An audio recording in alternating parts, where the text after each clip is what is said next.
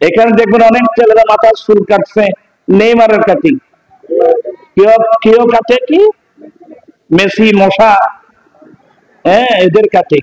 আজকে একটা ফিলিস্তিন, সবাই জ্ঞানী গুণী মানুষ, একটা ফিলিস্তিন যেখানে আমাদের মুসলমানের প্রথম কেবলা বাইতুল মাকদাস, সমস্ত আম্বিয়া ইকরাম যে কেবলার দিকে নামাজ পড়েছেন, আমার নবীও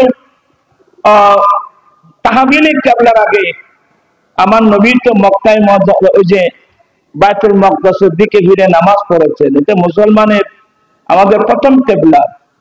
এই কেবলার মধ্যে মুসলমানের উপর কি নির্যাতন, নামাজের অবস্থা পর্যন্ত নির্যাতন চালাচ্ছে আজকে 70-75 বছর ধরে।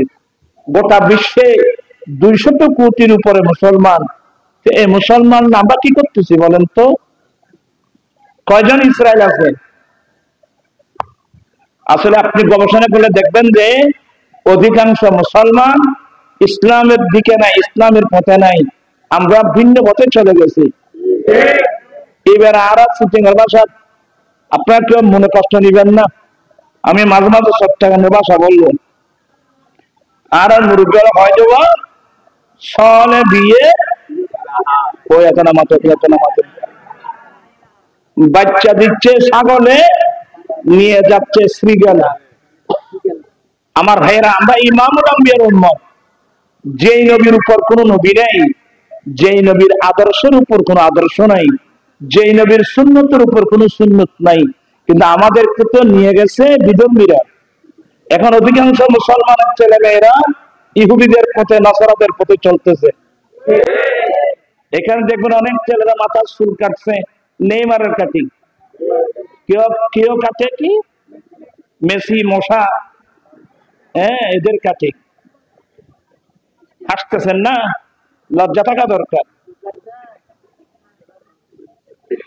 আমার জীবন সাজাবো মাদানী রঙে, আমার জীবন সাজাবো মাদানী রঙ, সেই রঙে রঙিন হলে আল্লাহ রাসূল থাকবে আমার সঙ্গে।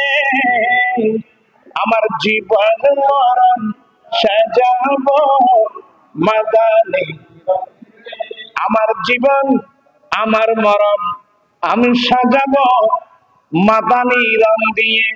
মাদানী রং রক্ত হলো আমার দয়াল নবীর সুন্নাত দিয়ে। আমরা রাসূলের পাকের সুন্নাত দিয়ে আমরা আমাদের জীবনকে সাজাতে চাই কি চাই না? দুই হাত উঠাই বলতে চাই কি চাই না? আল্লাহ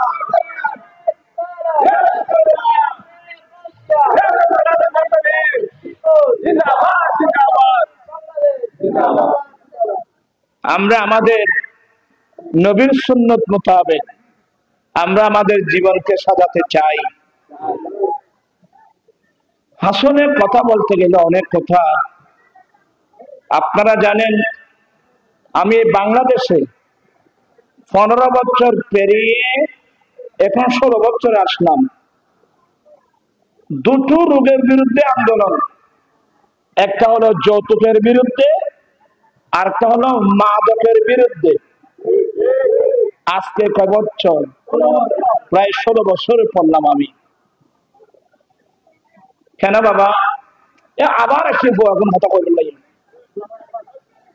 তোমরা বললাম যে ঘরে আর আনতে গেলে কিন্তু আরেকজনই ভয়ে ভুল।